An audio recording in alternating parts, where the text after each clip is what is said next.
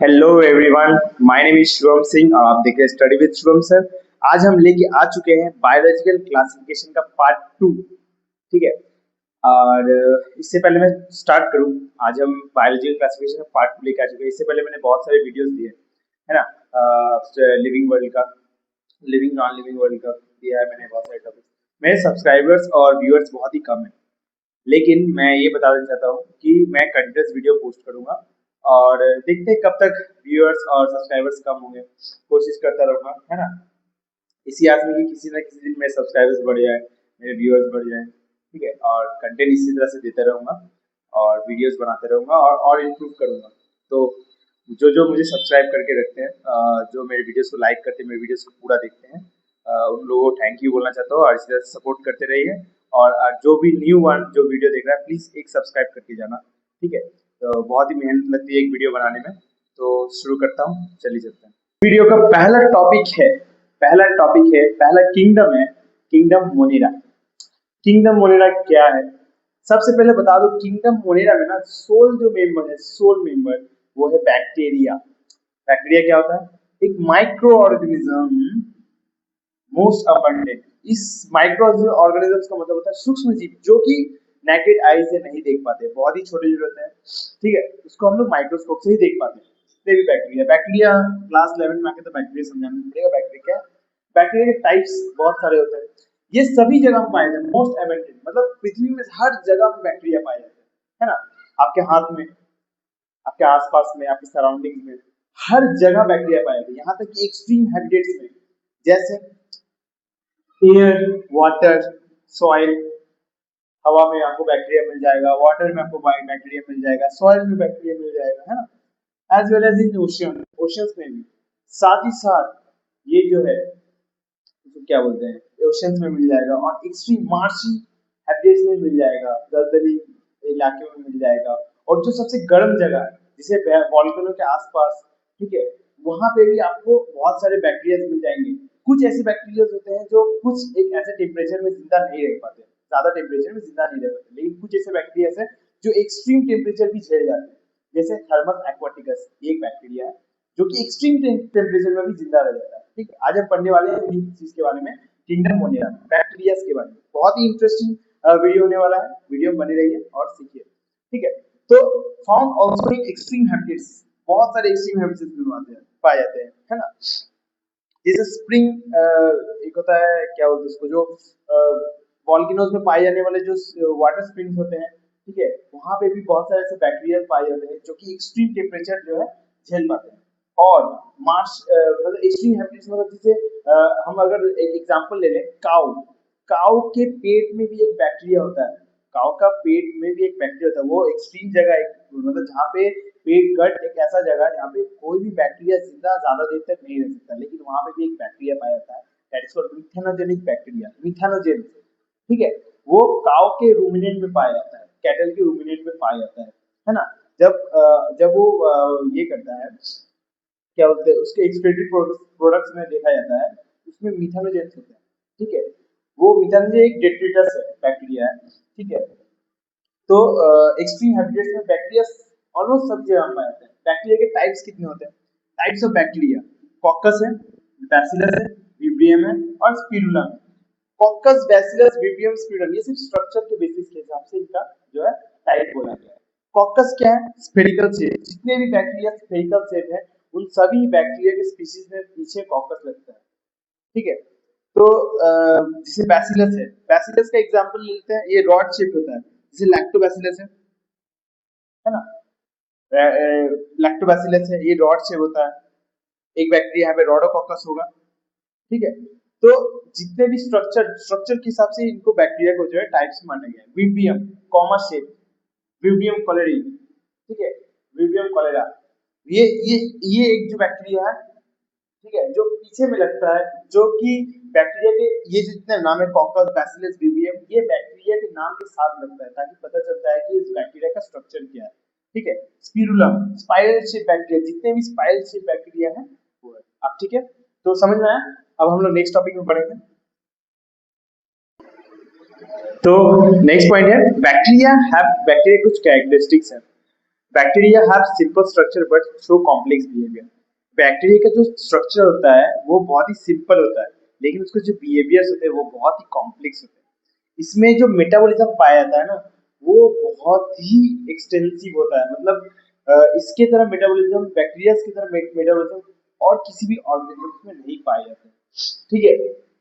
Autotrophic, सबसे पहले तो अगर मोड ऑफ न्यूट्रिशन की बात करें किंगडम मोनेरा में, ये पहले ऑटोट्रॉपिक भी होते हैं और हेटरोट्रॉपिक भी होते हैं। ऑटोट्रॉपिक यानी क्या, ये खुद का खाना खुद से ही बना सकते हैं। ठीक है, जैसे केमोट्रॉपिक हो गया, फोटोसिंथेसिस हो गया, ये खुद का खाना खुद ही बना सकते हैं। और एक हो गया हेटरोट्रॉपिक और सैप्रोफाइटिक, यानी इसको जो है इसमें कुछ एक स्पीशीज है जो कि दूसरों में इनको मोड ऑफ न्यूट्रिशन में दूसरों में इनको निर्भर होना पड़ता है। ठीक है, ये दोनों होते हैं। अब मोनेरा के दो पार्ट हैं, यू बैक्टीरिया और आर्की बैक्टीरिया। बात करें यू बैक्टीरिया और आर्की बैक्टीरिया में, तो इसके भी बहुत सारे टाइप्स हैं। तो नेक्स्ट टॉपिक में आते हैं मोनेरा। इससे पहले मैंने देखा कि जो स्ट्रक्चर के हिसाब से मोनेरा को 4 भाग में बांटा गया था, लेकिन एज अ फंक्शन जो है मोनेरा को 2 भागों में बांटा गया है, आर्की बैक्टीरिया और यू बैक्टीरिया। आर्की बैक्टीरिया में तीन थ्री टाइप्स ऑफ बैक्टीरिया होते हैं। एक होता है हेलोफाइल्स, थर्मोएसिडोफाइल्स एंड मिथानोजेंस। इनका काम क्या होता है? हेलोफाइल्स वो बैक्टीरिया होते हैं जो कि सैल्टी एरियाज में पाए जाते हैं, जो कि सैल्टी एरियाज में पाए जाते हैं। थर्मोएसिडोफाइल्स क्या है? ये वो बैक्टीरियाज हैं जो कि हॉट स्प्रिंग में पाए जाते हैं। हॉट स्प्रिंग में एक बैक्टीरिया होता है थर्मस एक्वाटिकस। ये बैक्टीरिया जो होता है ना, ये extreme condition of heat, extreme level of heat जो है ये टॉलरेट कर पाता है ना। तो रिसर्च में इसका बहुत ही बड़ा ये योगदान रहता है। और एक होता है मिथानोजेंस।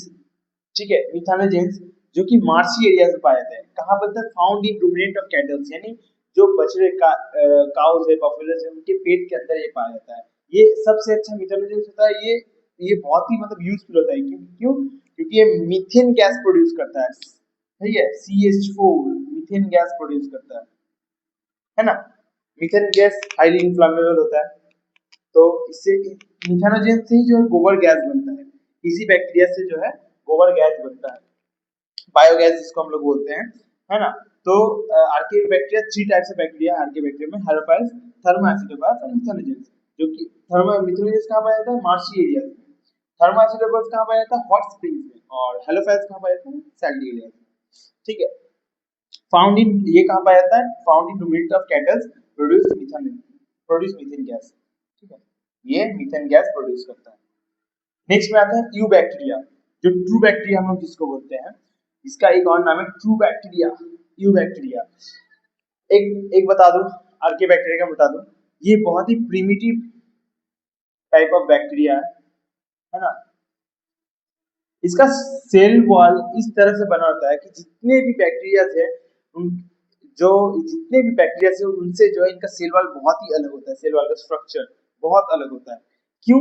क्योंकि इनके जो मतलब जो कंडीशन है जहाँ पे ये लोग रहते हैं, वहां पे जो मतलब बैक्टीरिया, जो दूसरे बैक्टीरिया है वो कभी भी बच नहीं पाएंगे, है ना। तो इसलिए जो है इनका सेल वॉल स्ट्रक्चर कुछ इस तरह से बना होता है कि ये एक्सट्रीम कंडीशंस भी झेल जाते हैं, एसिड, एल्कली, सब कुछ झेल जाते हैं। ठीक है। और अगर हम आते हैं यू बैक्टीरिया में, ये ट्रू बैक्टीरिया है, इनका जो सेल वॉल है बहुत ही रिजिड होता है, बहुत ही टफ होता है। ठीक है, जिसका एक जो कि बना होता है पेप्टाइडोग्लाइकन से, एक पेप्टाइडोग्लाइकन है। ठीक है, तो उनसे इनका सेल वॉल बनाता है। और ये जो है मोटाइल होते हैं। अगर मोटाइल हो तो उसमें एक फ्लैजेला ऐड होता है। ठीक है, अब हम पढ़ेंगे यू बैक्टीरिया का mode of nutrition. Next topic में मोड ऑफ न्यूट्रिशन पढ़ने वाले हैं। इसका मोड ऑफ न्यूट्रिशन मतलब ये खाना कहाँ से बनाता है। सबसे पहले बता दूं, ये बैक्टीरिया ऑटोट्रॉपिक और हेटेरोट्रॉपिक दोनों है। ठीक है, तो नेक्स्ट पॉइंट है यू बैक्टीरिया का mode of nutrition. You bacteria का मोड ऑफ न्यूट्रिशन कैसा है ना। तो अगर हम देखेंगे कि इसके दो दो types of mode of nutrition है, एक होता है ऑटोट्रॉपिक, एक होता है हेटेरोट्रॉपिक। सबसे पहले हम लोग पढ़ने वाले ऑटोट्रॉपिक। ऑटोट्रॉपिक बैक्टीरिया में क्या क्या है? Photosynthetic autotrophs. फोटोसिंथेटिक ऑटोट्रॉप्स कौन कौन? जो प्रकाश संश्लेषण, वो सब बैक्टीरिया जो लोग प्रकाश संश्लेषण करते हैं, बेसिकली फोटोसिंथेसिस करते हैं। उसमें से कौन सा एक है? साइनोबैक्टीरिया, जिसको हम लोग ब्लू ग्रीन एल्गी भी बोलते हैं। साइनोबैक्टीरिया एक ऐसा बैक्टीरिया है जो कि फोटोसिंथेसिस करता है, जिसमें क्लोरोफिल ए पाया जाता है, जिसे प्लांट्स में। ठीक है, क्लोरोफिल के भी बहुत सारे टाइप्स होते हैं। आगे नेक्स्ट वीडियो में हम लोग बताने वाले हैं। तो साइनोबैक्टीरिया में पाए जाने वाला क्लोरोफिल ए, जिसको हम लोग ब्लू ग्रीन एल्गी भी बोलते हैं, ठीक है, ये फोटोसिंथेटिक ऑटोट्रॉप्स है, यानी ये अपना खाना खुद ही बनाता है, यानी ये फोटोसिंथेसिस करता है। देखिए यहाँ पे हम लोग देख सकते हैं ब्लू ग्रीन एल्गी का स्ट्रक्चर। ब्लू ग्रीन एल्गी कुछ ऐसा दिखता है, जिसमें एक होता है और एक होता है म्यूसिलेजिनस सीथ। ये जो बाहर का आउटरिंग कवर है ना, ये होता है म्यूसिलेजिनस सीथ, और